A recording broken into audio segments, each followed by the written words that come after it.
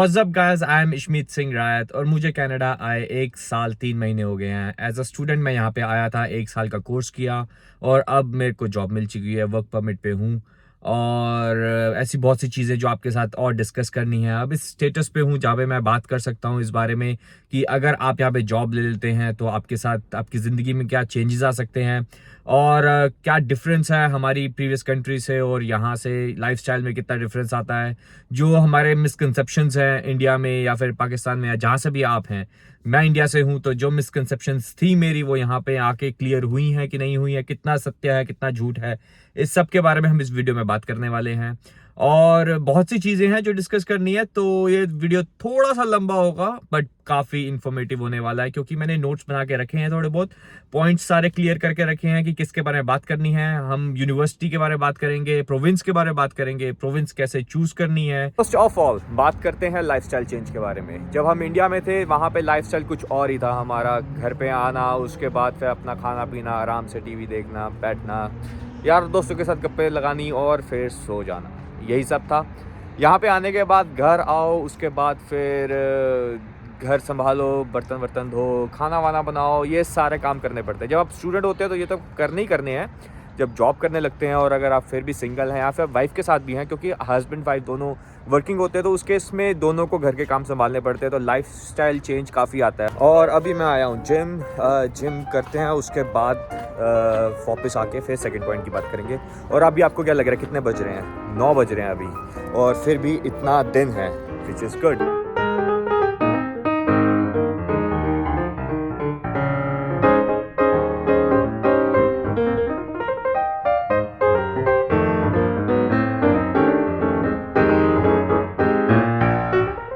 Okay so अब आ गए हम जिम से बाहर और अभी मैं जिम और मॉल के बीच में हूँ। अब ये मॉल जो है 9 बजे तक बंद हो जाता है और जिम खुला रहता है 24 घंटे। तो इन्होंने एक ऐसा एरिया सा बना रखा है कॉमन, जहाँ पे आ सकते हैं, वरना वो वाला डोर जो है वो बंद रहेगा हमेशा। तो चलो बाहर की तरफ चलते हैं क्योंकि आवाज़ यहाँ पे बहुत ज़्यादा गूंज रही है। और अब आते हैं हम अपने सेकेंड पॉइंट पे, जो कि है फूड और हेल्थ। या आप कह सकते हो कि जो पाचन क्रिया जो सा होता है लोगों का, वो काफ़ी वीक हो जाता है यहाँ पे आके। और फाइनेंशियली तो चलो सपोर्ट रहता है, बट खाने पीने में बहुत दिक्कत रहती है क्योंकि इंडियन फूड्स जो उनसे वहाँ पे मिल जाते हैं, नो डाउट, बट बहुत ज़्यादा तेल होता है उनके अंदर। और इंग्लिश फूड जो उनसा होता है जैसे बर्गर, पिज़्ज़ा, वो तो आफ्टर सम टाइम, थोड़े टाइम बाद तबीयत ख़राब कर ही देते हैं। तो इसलिए घर पे कुकिंग करनी पड़ती है। और कुकिंग भी, अब मसाले जो उनसे हैं वो वैसे नहीं मिलते जो आपको इंडिया में मिलेंगे। अगर आप ज़्यादा स्पाइसी खाने के शौकीन हो तो यहाँ पे थोड़ा कम स्पाइसी मिलेगा। और रही बात रेस्टोरेंट्स की, तो अगर आप रेस्टोरेंट में जाते हो और उनको बोलते हो स्पाइसी कर दो, तो वो इतना ज़्यादा स्पाइसी कर देंगे, ऐसा लगता है लाल मिर्च के ना पक्के डाले हुए हैं उन्होंने अंदर। और मतलब टेस्ट इतना कुछ खास नहीं रहता, इसलिए जो उनका मीडियम स्पाइस है वही बोलना पड़ता है हर बार, और एक टेस्ट डेवलप हो जाता है यहाँ पे। तो ये बहुत प्रॉब्लम है खाने पीने का। अगर आप वेजिटेरियन हैं तो यही बहुत बड़ा स्ट्रगल है, क्योंकि हर चीज़ में अंडा या चिकन डला ही होगा। अब अगर आप सॉसेस लेते हो तो उनमें अंडा होता है। अगर आप कहीं किसी भी रेस्टोरेंट में जाते हो तो वहाँ पे वेज की एक आइटम होगी और बाकी सब कुछ नॉन वेज होगा, और वेज के नाम पे घास फूस पकड़ा देंगे आपको। तो वेजिटेरियन होना यहाँ पे बहुत मुश्किल है। तो घर पे कुकिंग करनी पड़ती है अगर आप जॉब कर रहे हैं या फिर कॉलेज जा रहे हैं, प्लस आप घर भी संभाल रहे हैं, तो कुकिंग थोड़ी हेक्टिक हो जाती है। तो इसलिए लोग पहले से खाना बना के रखते हैं, डब्बों में बंद कर देते हैं और उसके बाद खाते हैं। ठीक है, तो ये हो गया सेकंड पॉइंट, हेल्थ और फूड के बारे में। अब बात करते हैं हम थर्ड पॉइंट की, कैनेडियन स्टोर पहुंच के, क्योंकि मुझे वहाँ से थोड़ा सा सामान लेना है, तो चलो वहाँ चलते हैं। ओके सो नेक्स्ट पॉइंट है जो बहुत इंपॉर्टेंट है, वो है आइसोलेशन। यहाँ पे सबसे ज़्यादा दिक्कत है कनाडा में। बाकी कंट्रीज़ का मुझे पता नहीं, बट यहाँ पे बहुत ज़्यादा प्रॉब्लम है क्योंकि मैंने यहाँ पे कई लोगों से बात किया है तो उनको ये महसूस हुआ है। जब तक आप यूनिवर्सिटी या कॉलेज में होते हैं तो उस टाइम पे आपको कोई प्रॉब्लम नहीं होता है, राइट। क्योंकि के दोस्त आपके साथ ही रह रहे होते हैं, आप शेयरिंग में रह रहे होते हैं, तो आपका फन चलता रहता है। बट जैसे ही आप उस माहौल से बाहर निकलते हैं, आप अलग से अपना घर लेते हैं या फिर फ्लैट में रहते हैं, तब आपको महसूस होता है कि आइसोलेशन है, क्योंकि मिलने के लिए कोई भी नहीं। आपके फ्रेंड्स जो उनसे वो अपनी लाइफ में बिजी हो रखे हैं, आप अपनी लाइफ में बिजी हो रखे हो, आपके पास वीकेंड्स हैं और सबके टाइम की अपनी वैल्यू होती है। आप किसी की लाइफ को इन्वेड नहीं कर सकते, राइट। तो इसलिए फिर ये प्रॉब्लम रहता है। इसका सॉल्यूशन यही है कि आप थोड़ा ऐसे माहौल में रहें जहाँ पे लोग ज़्यादा हैं। ऐसा ना हो कि आप थोड़ा आउटस्कर्ट में घर ले लें और आपको ना बंदे की जात कुछ भी ना दिखे, ना गाड़ी चलते हुए दिखे, दोपहर के टाइम पे कुछ भी नहीं दिख रहा। ऐसा ना हो, दोपहर शाम सब एक बराबर हो। तो ऐसे एरिया में ना रहें, डाउनटाउन की तरफ ज़्यादा रहें, यहाँ पे चहल पहल ज़्यादा हो, और ज़्यादा से ज़्यादा लोगों के साथ मिलने की कोशिश करें, इवेंट्स में जाए और स्पोर्ट्स खेलें, ज़्यादा से ज़्यादा कॉन्टैक्ट्स बनाएं। बस यही है कुछ चीज़ें जो कि आपको बिजी रखेंगी और आपका थोड़ा सोशल सर्कल इंक्रीज करेंगी। और जल्दबाजी ना करें, ये सबसे ज़्यादा इंपॉर्टेंट है, क्योंकि मैंने कई लोगों को देखा यहाँ पे डिप्रेस होते हुए कि यार यहाँ पे कॉन्टैक्ट्स बनाना बहुत मुश्किल है, फ्रेंड्स बनाना बहुत मुश्किल है, क्योंकि आप फ्रेंड्स बनाना चाह रहे हैं अपने मतलब के लिए, जो कि बहुत गलत होता है। फ्रेंडशिप जो सी है वो मतलब से नहीं बनती है, राइट। और अगर मतलब से बन रही है तो वो फ्रेंडशिप ही नहीं है। तो यही है, ठीक है। और बस यही है इसके बारे में। डिप्रेशन के केसेस काफ़ी ज़्यादा कनाडा में इस चक्कर में। और एक जानकार है हमारा, उसका दोस्त जो सा, उसको इंडिया वापस जाना पड़ गया। 10 साल से वो यहाँ पे था और अब इंडिया में है। हम इंडियंस को ज़्यादा चहल पहल देखने की आदत होती है, तो इस चक्कर में बेचारे परेशान हो जाते हैं। इवन अगर आप विनीपेग में आते हो तो करने को कुछ भी नहीं है। विंटर्स यहाँ पे 7 महीने की होती है, मतलब 7 महीने यहाँ पे सिर्फ स्नो है। और समर्स यहाँ पे अच्छी खासी है, जो कि बहुत ही कम समय के लिए होती है। घूमने के लिए यहाँ पे सिर्फ फोक्स है, रेक रूम है जहाँ पे आप जाके गेम्स खेल सकते हैं, या फिर एक तीसरी एक और जगह होगी, बस। और कुछ भी नहीं है, और बस सड़कें हैं, घर हैं, दैट्स इट। सर्दियों में सिर्फ स्नो है, -30 डिग्री सेल्सियस टेम्परेचर है। अगर है तो टोरंटो अच्छा है, बट वो एक्सपेंसिव है। वैंकूवर अच्छा है, पर वो भी एक्सपेंसिव है। और अगर आप अपनी लाइफ स्टार्ट करना चाह रहे हैं तो विनीपेग जैसा शहर अच्छा है। तो अगला टॉपिक जो सा है इससे ही रिलेटेड है और इसी के बारे में हम बात करने वाले हैं। तो स्टे कनेक्टेड। अब हम घर जाके आगे का व्लॉग बनाएंगे।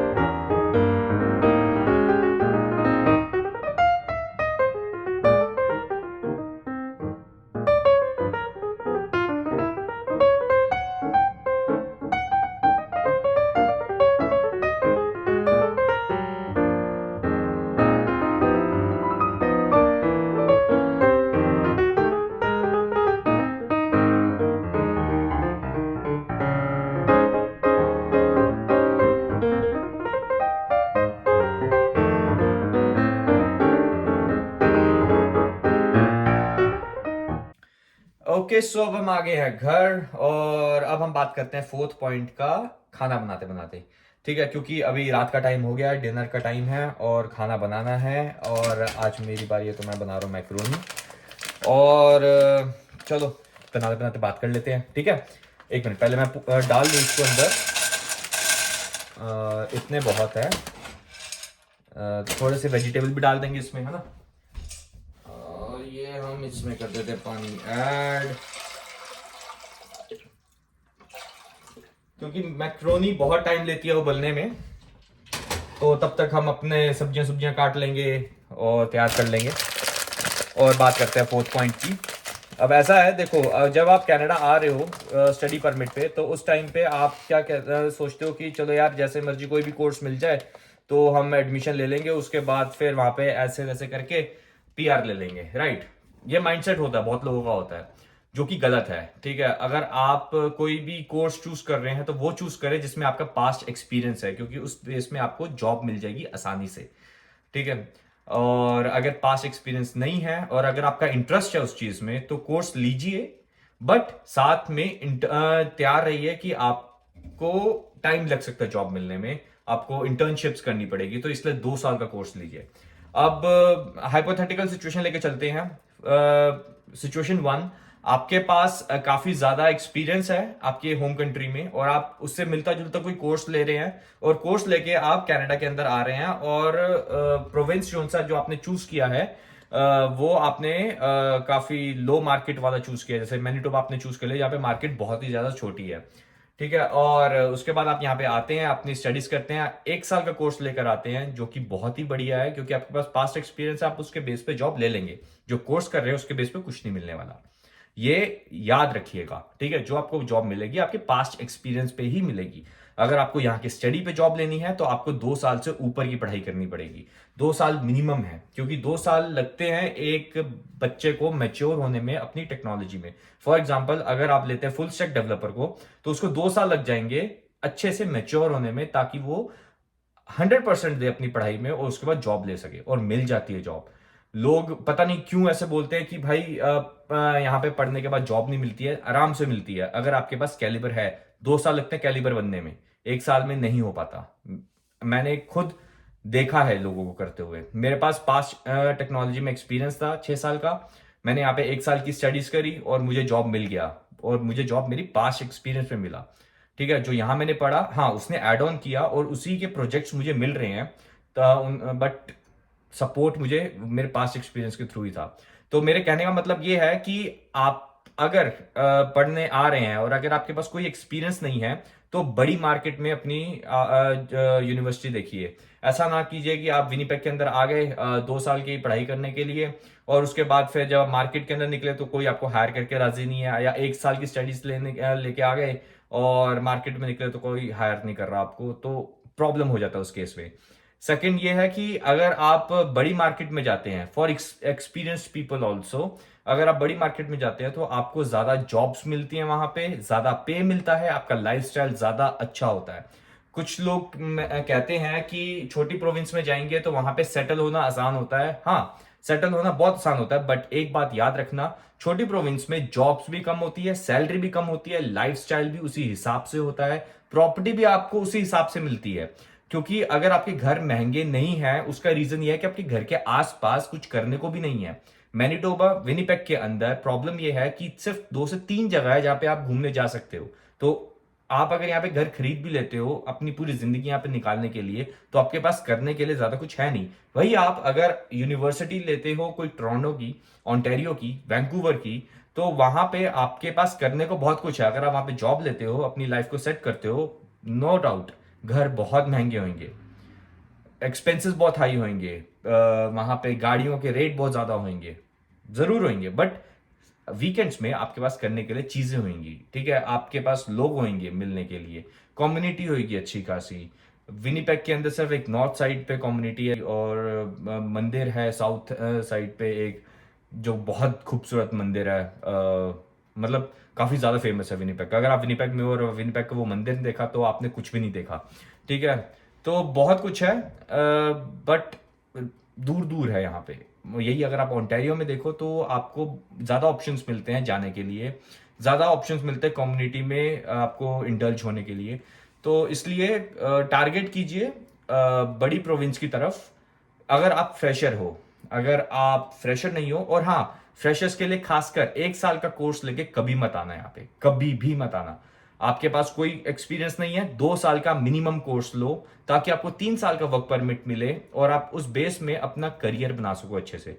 1 साल का कोर्स लेकर आओगे, 6 महीने आपको जॉब लेने में लग जाएंगे, और उसके बाद 6 महीने बचेंगे, उसमें आप क्या उखाड़ लोगे। ठीक है, पीएनपी लेना होगा, पीआर लेना होगा, बहुत कुछ होता है। सो ये था प्रोविंस के बारे में और जॉब्स के बारे में। देखो, जॉब सर्च सबके लिए बराबर होती है यहाँ पे, मैंने जो एनालाइज किया है। जैसे मुझे मिला, जैसे मेरे दोस्त को मिला मेरे साथ, उसको भी उसके पास्ट एक्सपीरियंस पे ही मिला। उसके पास सेल्स का एक्सपीरियंस था, उसने डेटा एनालिस्ट के लिए अप्लाई किया, उसके सेल्स के एक्सपीरियंस और डेटा एनालिस्ट के एक्सपीरियंस को देखकर, ठीक है, उसको जॉब मिला। उसने 2 साल की पढ़ाई करी थी यहाँ पे। और मेरे एक और दोस्त की अभी रिसेंटली जॉब लगी है, जो इसका बैकग्राउंड मार्केटिंग में था, और यहाँ पे आके उसने डेटा एनालिस्ट की पढ़ाई करी। 3 से 4 महीने लग गए जॉब ढूंढने में, बट इन दी एंड मिल गई जॉब। और पे जोन सा है वो इतना हाई नहीं है मैनिटोबा में। अगर आप टोरंटो से हैं या फिर वैंकूवर से हैं तो उस हिसाब से तो यहाँ पे बहुत कम है, बट उस हिसाब से एक्सपेंसेस भी कम ही है यहाँ पे। मिनिमम वेज भी अगर आप देखो तो अब जाके बढ़ी है, 13.5 हुई है, पहले 11.5 थी शायद। तो ये प्रॉब्लम छोटी प्रोविंसेस में है। नो डाउट यहाँ पे लाइफ बनाना आसान है, बट वही है कि आप अपने वक्त को किस तरीके से यूज करना चाहते हैं। अगर आप ज्यादा ज्यादा एक्सप्लोर करना चाहते हैं तो बड़ी प्रोविंसेस में जाइए, बड़ी प्रोविंस के आप यूएस जाइए। ठीक है, उससे बढ़िया क्या है, कुछ भी नहीं है। और अगर आपने सिर्फ अपने आप को सेटल करना है, एक नॉर्मल सिंपल सी लाइफ आपको चाहिए, तो फिर छोटी प्रोविंस बहुत अच्छी है। स्कैशुआ है आपके पास, अल्बर्टा है आपके पास, मैनिटोबा है।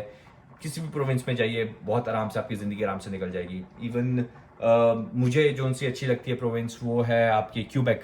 बहुत अच्छी है। फ्रेंच प्रोविंस है, वहाँ पे आपको फ्रेंच ऐसा नहीं है कि सीखने की ज़रूरत है, बट हाँ वहाँ पे सारे बोर्ड्स फ्रेंच में हैं, तो पढ़ने आने चाहिए, उतनी तो जानकारी रहनी चाहिए। बट बहुत सही जगह है वो भी, मुझे वहाँ जाना है अभी। जाऊँगा तो उसका व्लॉग ज़रूर बनाऊँगा और आपको भी दिखाऊँगा कैसा है। और ये थे हमारे 4 इंपॉर्टेंट पॉइंट्स। लास्ट वाला कुछ ज़्यादा इंपॉर्टेंट था, ठीक है। तो इसी के साथ अपनी इस वीडियो को भी करते हैं ख़त्म। उम्मीद करते हैं आपको ये व्लॉग पसंद आया होगा। अगर आपके लिए हेल्पफुल था तो कमेंट में लिख दीजिए यस हेल्पफुल था, ऐसे और आपको वीडियोस चाहिए। और अगर ये वीडियो आपको पसंद आया तो इसको लाइक करिएगा, इस चैनल को सब्सक्राइब करिएगा, और फिर मिलते हैं अगली वीडियो पे। Till then take care, good day, good night, bye bye.